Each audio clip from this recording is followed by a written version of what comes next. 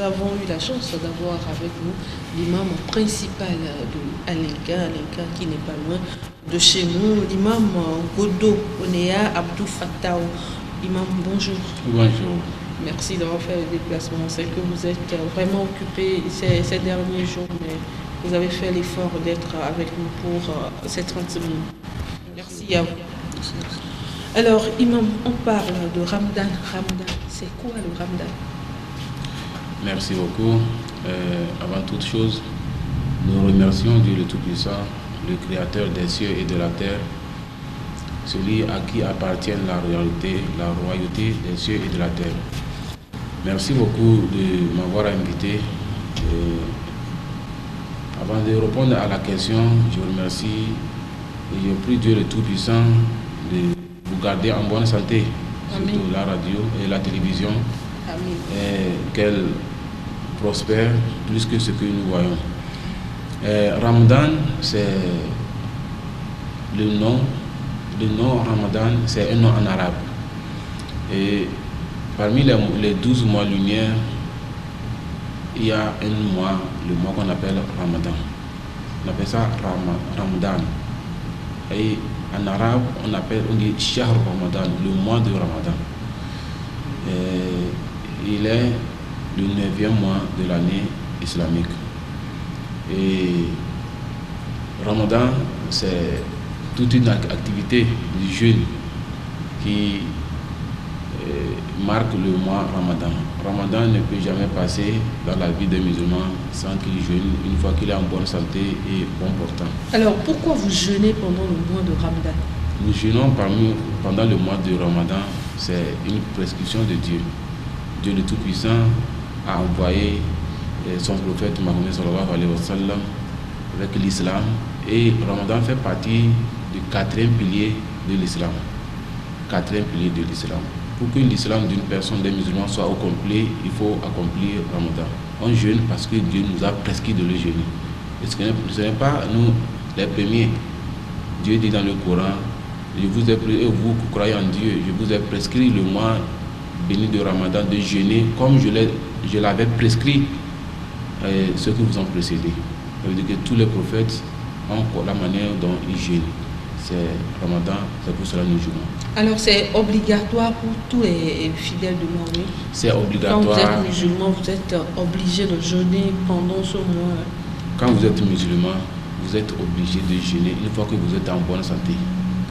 Les adolescents ce n'est pas une obligation pour eux. Les petits enfants et les hommes âgés, toi qui es en bonne santé, c'est une obligation pour toi de jeûner.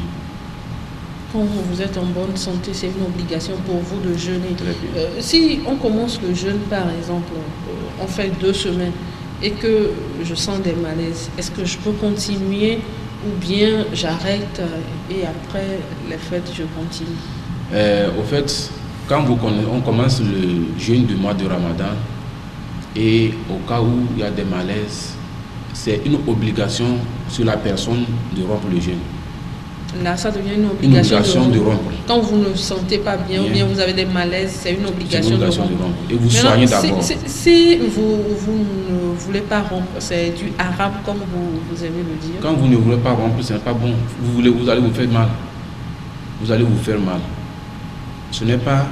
C'est quand on se porte bien qu'on peut adorer Dieu. Quand vous avez les malaises, ou soit vous allez en voyage, l'islam a permis à un voyageur de rompre. Parce que le voyage, c'est fatigant. Quand tu veux voyager, par exemple, quitter Lomé vers le nord. Pendant ce mois, par exemple, si vous quittez Lomé pour Saint-Cassé, par exemple, vous êtes obligé de rompre, c'est ça? Vous n'êtes pas obligé, si vous voulez. Vous êtes permis de rompre. Okay. Vous êtes permis de rompre. Et si vous rompez le jeûne en voyage, c'est plus acceptable de tenir. Alors, comment vous allez récupérer ça? Est-ce que vous allez vous rattraper? Oui, il y a le rattrapage. Comment ça se fait le rattrapage? Très bien. Le rattrapage se fait après le Ramadan. Les jours qui suivent en même temps, si tu te portes bien, tu peux commencer à rattraper. Si tu as, ça doit faire mal pendant que les gens sont en train de manger, vous êtes en carême. Non, ça ne fait pas mal. Une fois que vous savez que c'est comme tu as une dette sur toi, à payer. Pour payer, ça ne fait pas mal et nous avons l'habitude de le faire. Par exemple, les femmes qui sont en menstruation, là, elles doivent rompre, elles ne sont pas obligées de jeûner. Pourquoi? Non, parce qu'elles ne sont pas pures. Donc chez vous, les menstrues, c'est signe d'impureté? Ce n'est pas chez nous, c'est ça. C'est ça. C'est-à-dire, une fois que, quand une femme commence ses activités, automatiquement, elle doit cesser toute activité qui, surtout comme au Ramadan, comme ça, le jeûne, elle ne doit pas jeûner, elle ne doit pas prier. Mais la prière, même en période normale? Oui, même en période normale.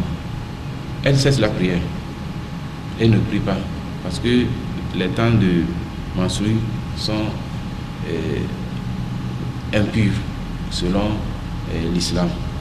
Et après, quand elle va se purifier, elle commence sa prière. Elle va rattraper les 4 ou 5 jours perdus. Mais normal.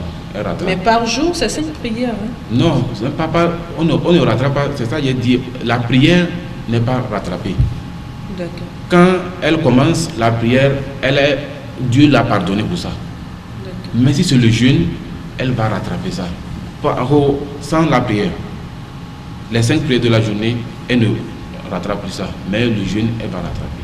Alors, que Dieu nous garde. Si quelqu'un qui commence le jeûne et décède, est-ce que sa famille continue le jeûne? La famille ne continue pas. La famille continue. C'est quand on est en vie, qu'on adore Dieu. C'est Dieu qui t'a appelé. On ne doit pas, ce n'est pas une obligation. On ne doit plus. Le jour que l'homme quitte ce bas monde, toute activité s'est arrêtée. Automatiquement, le reste à Dieu. La famille ne va plus compléter. D'accord. Dites-nous, comment se fixe la date du Ramadan? Parce que depuis vendredi, quand vous vous approchez des musulmans, on dit ça dépend de la position de la lune, ça dépend de temps. Comment est-ce que ça se fixe? Très bien. Vous savez, l'islam, comme toute autre religion, est un enseignement de Dieu. Et par qui? Par le prophète de l'islam, Mohammed, qui a dit le jeûne du mois de Ramadan, commencez à jeûner quand vous voyez la lune et rompez aussi quand vous voyez la lune. C'est-à-dire quand vous voyez la lune de Ramadan, commencez le jeûne. Quand vous voyez Shawwal, rompez aussi. Shawwal, c'est le mois qui suit Ramadan. C'est comme janvier, février, mars. D'accord. Vous voyez, non? Il y a Shaban par ici et Shawwal par ici. C'est-à-dire avant et après. Ramadan est au milieu de Shaban et Shawwal. C'est-à-dire, on ne peut pas commencer à jeûner sans voir la lune. Si vous êtes sûr que la lune a été apparue, vous commencez. C'est comme ça, c'est pour cela qu'on ne fixe pas la date. Vous pouvez compter les mois, avoir un calendrier, mais quand Ramadan s'approche, vous déposez le calendrier, tout le monde lève le haut. C'est la lune, vous visez. Parce que c'est ce qui a été recommandé, ça. Vous voyez. Alors donc, vous basez sur la lune parce que le prophète l'a dit. Très bien, très bien. Et le prophète ne dit rien par son bon gré. C'est une révélation. Vous voyez. Alors quels sont ceux-là qui sont chargés de regarder la position de la lune? Parce qu'aujourd'hui, on peut voir la lune aujourd'hui au Togo et c'est après-demain qu'on voit ça, ou par exemple au Qatar par exemple. Oui, vous savez, l'islam a une source dans le monde entier, chez nous ici, au Togo et en Afrique de l'Ouest. Nous nous basons sur l'Arabie Saoudite. Si l'Arabie Saoudite voit la lune, parce que le temps est peu, nous sommes en retard. Et ils sont en avance sur nous, de 2 à 3 heures. Déjà, nous, si nous sommes à 16 heures déjà, eux, chez eux, ça fait 18 heures. Ils peuvent voir la lune. Et s'ils voient la lune déjà, ça veut dire que nous aussi, nous allons attendre la lune ici. Parce que c'est le même ciel. Mais ça dépend de la situation géographique de certains pays. Certains pays peuvent ne pas voir. Mais en islam, si un pays islamique, des musulmans que vous croyez qui sont vraiment des musulmans, vous disent qu'ils ont vu la lune, que la lune a été apparue chez eux, vous êtes condamnés à rompre les cieux. Parce qu'il ne peut pas vous mentir. Alors, quand on voit la lune en Arabie Saoudite, par exemple, à 16 heures de chez nous, est-ce qu'ils vous appellent pour vous dire que la lune est apparue? Ou bien comment ça se fait? Oui, aujourd'hui, le monde, vous savez ce qui se passe.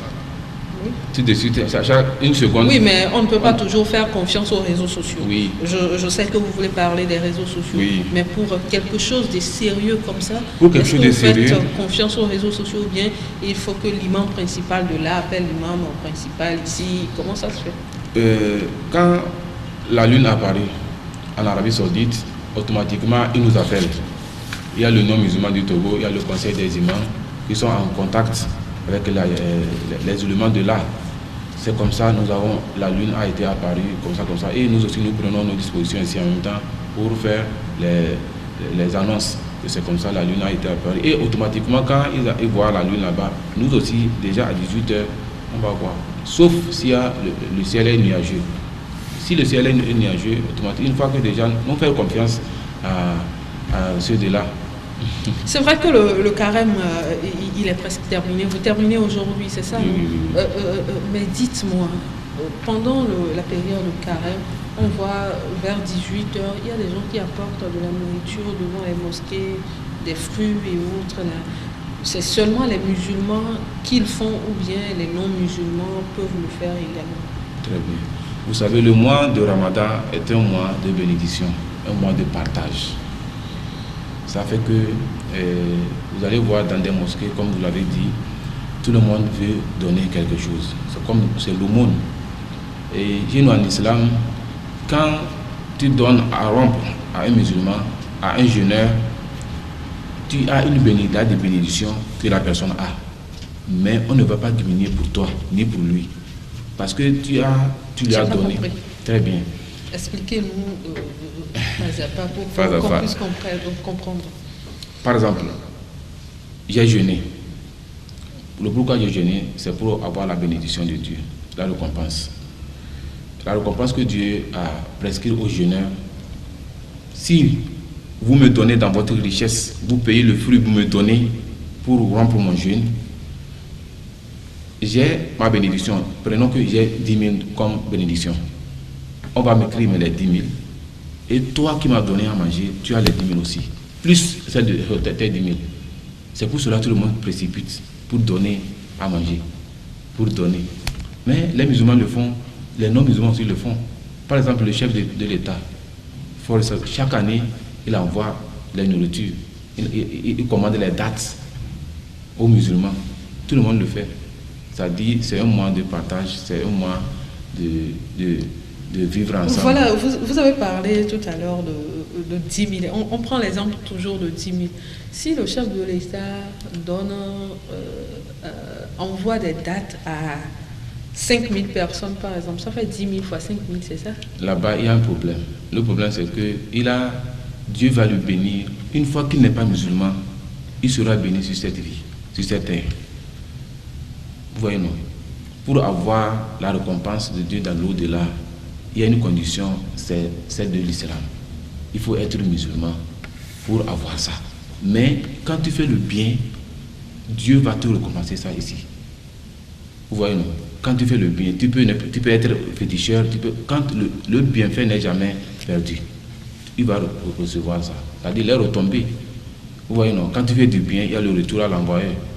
C'est comme le contraire aussi, que Dieu nous épargne. Là, quand le chef de l'État fait, il est tellement béni. D'accord. Dites-moi, à quelques jours de la fin du jeûne, je crois 10 jours avant la fin du jeûne, à minuit, on entend l'appel du muezzin et autres. C'est pour des prières? Oui, c'est pour des prières.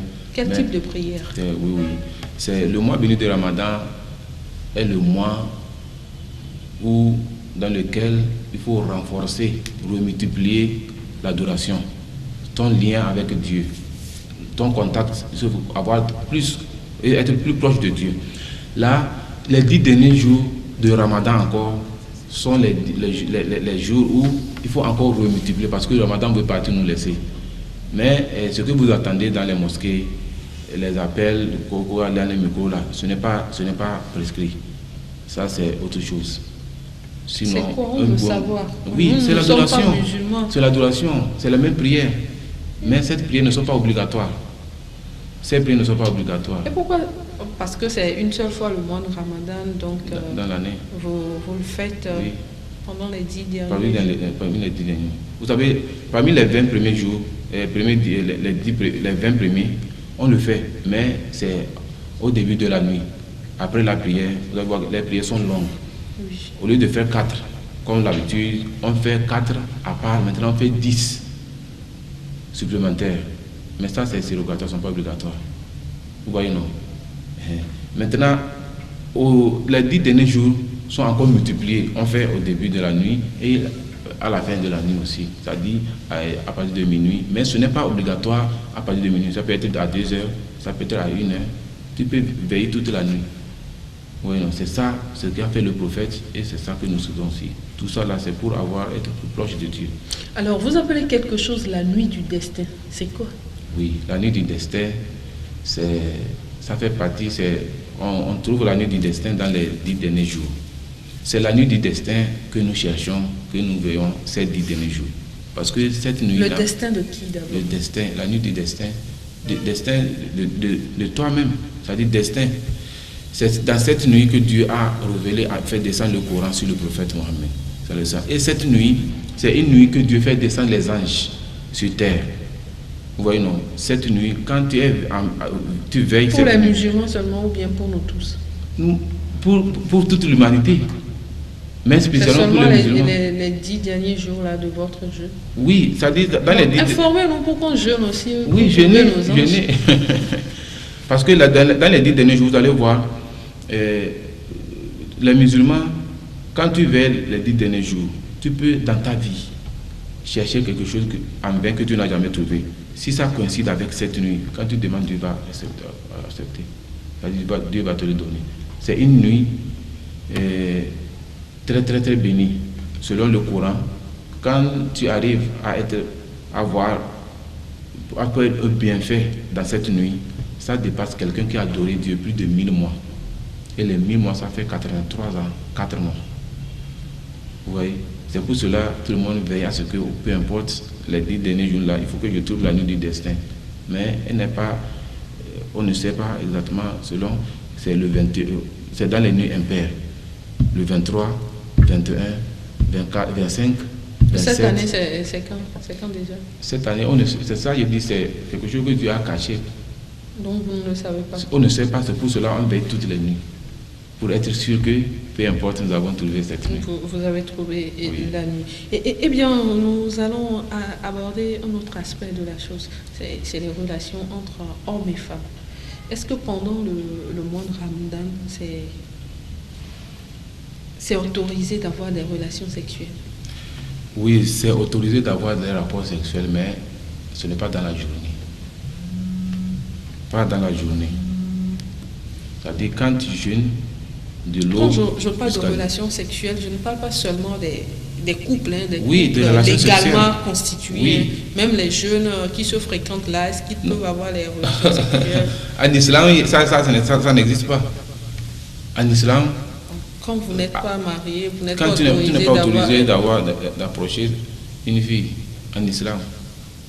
Ceux qui le font, c'est la fornication. Même si ce n'est pas seulement en islam. Même dans le christianisme, c'est autorisé. Oui, ça, c'est ce qu'on nous dit, mais la réalité sur le terrain, c'est autre chose. Oui, c'est la réalité. Pourquoi je pose la question? Sinon, avec ma femme, à partir de l'aube, quand on finit de manger au petit matin, je ne suis plus autorisé de l'approcher sexuellement jusqu'au soir à 18h. Quand tu rompes le jeûne, tu as ta force, tu peux jusqu'au petit matin encore aussi. C'est-à-dire la journée, une fois en état du jeûne, c'est interdit. Cette partie-là, si tu as ta force, ça veut dire que pendant ce mois-là, vous n'avez pas de force, donc des relations sexuelles. Rester, non, bon, ça se passe.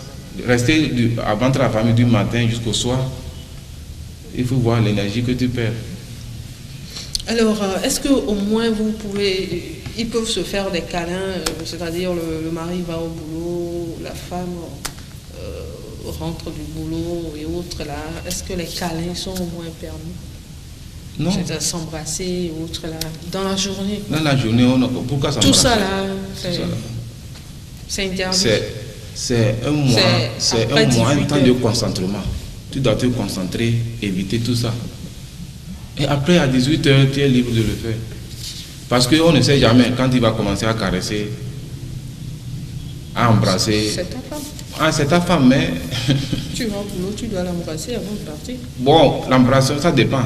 Il y a ce qu'on appelle, nous on appelle ça embrassement profond.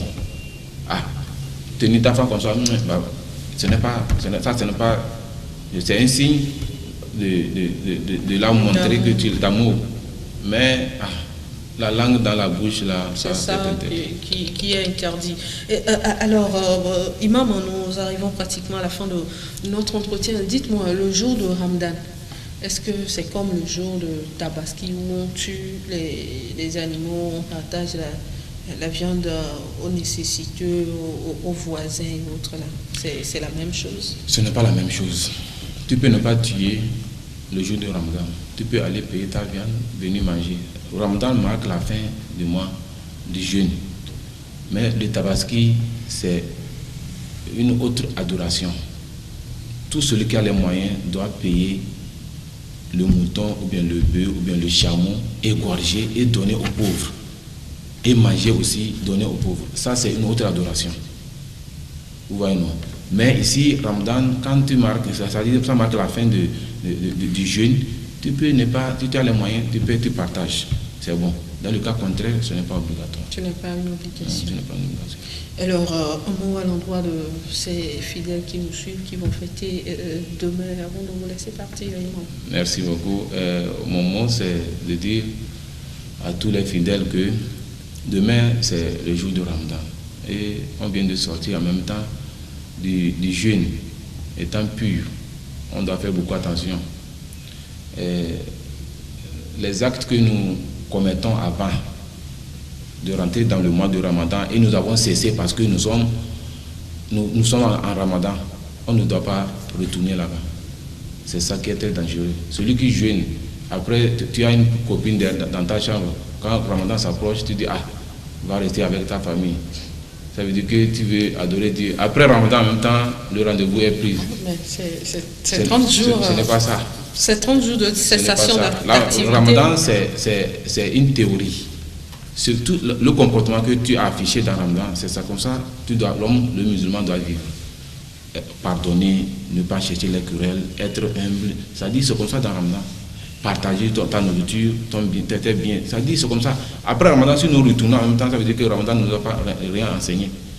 On apprend de Ramadan. Après Ramadan, on doit pratiquer ce que nous avons appris dans ce mois. Là, bonne fête. Et puis, demain, déjà à partir de 8h, en allant 8h30 jusqu'à 9h, ça dépend de l'heure fixée par chaque imam. Il y aura la prière. Vous êtes l'imam principal, donc oui. C'est vous qui allez fixer l'heure chez Oui, on a fixé 8h30. 8h30. Oui, chez nous c'est 8h30. Et quelque part c'est à 9h. Vous savez, on n'est pas obligé de prier même heure. Parce que ça dépend du milieu dans lequel vous êtes. Là, bonne fête de Ramadan et bonne continuité. Et n'oubliez pas surtout après Ramadan, il y a 6 jours qu'on accompagne avec Ramadan.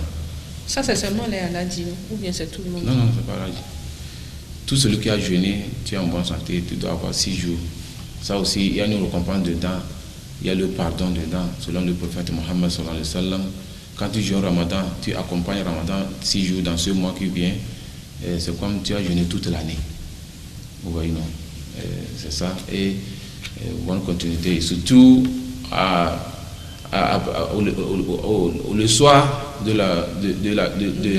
Ramadan, les sorties, n'importe comment, il faut faire beaucoup attention. Il faut s'abstenir parce que... Maman parlé. Alors, Imam, bonne fête à vous, bonne fête à toute la communauté de Alenka. Merci beaucoup. On se retrouve demain à 8h30 si Dieu le veut. Je rappelle que vous êtes l'imam principal de la mosquée centrale d'Alenka et également coordinateur national du conseil des imams du Togo. Eh bien, bonne fête à tous les travailleurs d'abord et bonne fête par anticipation aux musulmans. Je vous donne rendez-vous dimanche prochain à partir de 13h. Au revoir. Merci beaucoup.